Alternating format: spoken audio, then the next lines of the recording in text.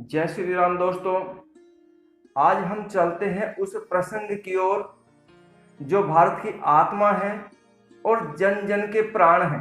प्राचीन काल में एक रत्नाकर नामक डाकू का जंगल में आतंक था। संक्षेप में कहूं तो जब नारद जी जंगल से गुजर रहे थे तो उनका रत्नाकर नामक डाकू से संवाद होता है और रत्नाकर डाकू नारद जी की सीख से ही एक महान ऋषि महर्षि वाल्मीकि के रूप में इस संसार के अंदर जाने जाते हैं, जिन्होंने भारत के अंदर एक पवित्र और हिंदू धर्म का महान ग्रंथ रामायण की रचना की। मैं फिर एक बार रामायण जी को हृदय से बारंबार प्रणाम करते हुए आपको लिए चलता हूं रामायण के उन रोचक तथ्यों की ओर जो हमारे लिए अति महत्वपूर्ण हैं, जानने योग्य हैं। जब भगवान राम युवा हुए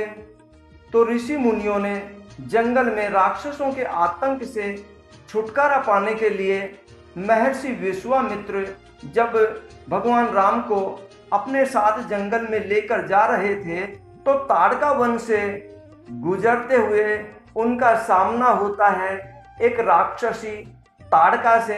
भगवान राम ने ताड़का का वध किया। यह वर्तमान में ताड़का वन बिहार क्षेत्र के बक्सर का क्षेत्र माना जाता है। दोस्तों, आपको बता दूं कि राजा दशरथ नहीं चाहते थे कि राम वन में जाएं, इसलिए उन्होंने राम को सलाह दी थी कि वे उन्हें बंदी बनाकर स्वयं अपने आप को राजा घोषित कर दें। साथियों, अब हम बढ़ते हैं उस पंचवटी की ओर जहां राम लक्ष्मण जानकी ने कुछ समय जंगल में बिताया। यही लक्ष्मण जी ने शूर्पणखा की नाक काटी, मैं ये कहूँ कि नाक कांड हुआ। यह पंचवटी वर्तमान में नासिक के अंदर पंचवटी तपोवन है, उसे ही पंचवटी कहा जाता है।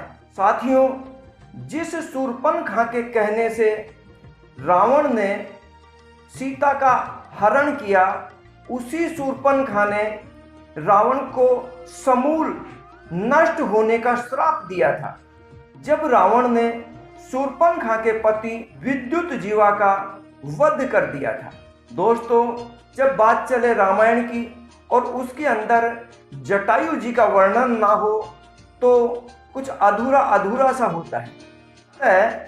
हम आपको फिर एक बार लिए चलते हैं लिपाक्षी मंदिर। यहाँ माता सीता का हरण करके जब रावण लेकर जा रहा था तो जटायु ने रावण से युद्ध किया और अंत में घायल होकर धरा पर गिरा और अंतिम सांस ली। उसे आज लिपाक्षी मंदिर के रूप में स्थापित है। प्रतिवर्ष प्रतिदिन हजारों लाखों की संख्या में वहां पर लोग दर्शन लाभ प्राप्त करते हैं। कहते हैं ना कि अच्छी संगत में भी बुरे लोग पैदा हो जाते हैं, जैसे कि कैकेयी, और बुरी संगत में भी अच्छे लोग पैदा हो जाते हैं, जैसे कि विभीषण जी रावण के दरबार में। फिर हम आपको लिए चलते हैं माता जानकी के पीहर नेपाल के अंदर जनकपुर में, जहां माता जानकी का मंदिर बना हुआ है। अब हम आपको उस द्रोणागिरी पर्वत का दर्शन कराते हैं, जिसके दर्शन मात्र से ही लोगों के कष्ट बीमारियां दूर होती हैं। संजीवनी बूटी यह द्रोणागिरी पर्वत पर ही प्राप्त हुई थी। जब हनुमान जी द्रोणागिरी पर्वत पर गए तो उन्हें संजीवनी का ज्ञान न होने के कारण उन्होंने समस्त द्रोणागिरी पर्वत को ही उठाकर लेकर आए थे और प्रयोजन के उपरांत उन्होंने यथा स्थान पर द्रोणागिरी पर्वत को पहुंचाया था। अब आपको दर्शन करवाते हैं उन विशिष्ट चिन्हों का। जब हनुमान जी भारत से 100 योजन का समुद्र लांघकर श्रीलंका की धरती पर उतरे, उनके पद चिन्ह आप स्वयं देखिए, आज भी वहां विराजमान हैं। श्रीलंका के पुरातत्व विभाग ने भी यह माना है कि यह पद चिन्ह रामायण काल के माने जाते हैं। बात करते हैं प्राचीन भारत में ज्ञान विज्ञान की, प्राचीन भारत में इंजीनियरिंग की। जब भारत और श्रीलंका को जोड़ने के लिए पानी में न डूबने वाले पत्थरों से राम सेतु का निर्माण किया गया। जब सुनामी के कारण राम सेतु के कुछ पत्थरों के टुकड़े टूटकर बाहर आ गए तो उन पत्थरों को वापस पानी में डाला गया। वो पत्थर तैरते दिखाई दिए, पानी में नहीं डूबे, परंतु अन्यत्र स्थानों से लाए गए पत्थर को जब उस पानी में डाला गया तो वो पत्थर डूब गए। अब हमारी टीम बढ़ती है अशोक वाटिका की तरफ, जहां रावण ने सीता जी का हरण करके उसे अपने महलों में न रखकर अशोक वाटिका के अंदर रखा। वह शहर आज भी श्रीलंका में हुकुगाला के नाम से जाना जाता है और जिस स्थान पर माता सीता को रखा गया उसे सीता अहल्या कहा जाता है। रावण के महल के जले हुए अवशेषों की पुष्टि श्रीलंका का पुरातत्व विभाग करता है कि ये अवशेष रामायण काल के ही हैं। अवगत कराते हैं आपको हनुमान जी और शनिदेव के कॉम्बिनेशन से। जब हनुमान जी लंका जलाकर एक छोर से दूसरे छोर की ओर जा रहे थे तो उनकी नजर एक कोठरी पर पड़ी जहां शनिदेव को बंदी बनाया गया था।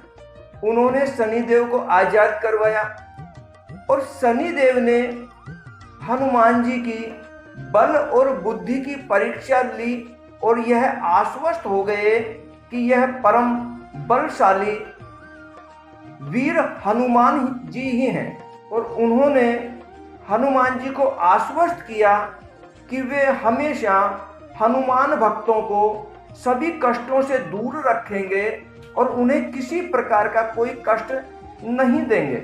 दोस्तों, भगवान राम को यूं ही मर्यादा पुरुषोत्तम नहीं कहा जाता।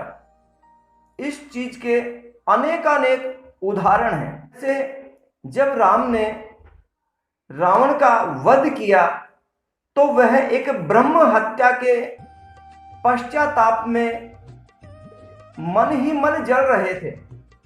फिर उन्होंने शिव जी की आराधना की। शिव जी ने उन्हें 4 शिवलिंग स्थापित करने के लिए कहा। तो उस शिवलिंग के दर्शन आज हम आपको करवाते हैं, जिसके दर्शन करके ही प्राणी मात्र धन्य हो जाता है। जिन शिवलिंग की स्थापना स्वयं भगवान श्री राम ने अपने हाथों से की थी, रामेश्वरम का शिवलिंग। चलिए आज की इस धार्मिक और सुखद यात्रा में अब हम आपको उन महान विभूतियों से मिलवाते हैं जो रामायण काल की महान विभूतियां हैं और जो आज भी हमारे बीच में जिंदा मौजूद हैं। प्रथम, वीर शिरोमणि हनुमान जी। आप भक्त शिरोमणि के रूप में इस दुनिया के अंदर जाने जाते हैं। आगे बढ़ते हैं, मिलते हैं जामवंत जी से। जामवंत जी, आपने वन में भगवान राम का सहयोग देकर इस संसार को प्रेरणा दी कि हमेशा न्याय के साथ में खड़ा होना चाहिए।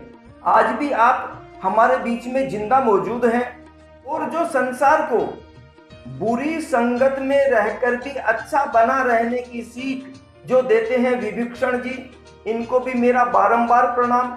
जो आप इस संसार में भौतिक रूप से विराजमान हैं। आगे बढ़ते हैं हम विरोचन पुत्र महाबली व जमदाग्नि के पुत्र परशुराम जी की ओर, जो आज भी हमारे बीच में मौजूद हैं। आप सभी को मैं दंडवत प्रणाम करता हूं, जहां भी हैं आप स्वीकार करें। मित्रों, जिंदगी जब तक रहेगी फुर्सत ना होगी काम से, कुछ समय ऐसा निकालो, प्रेम कर लो श्री राम से। जय श्री राम।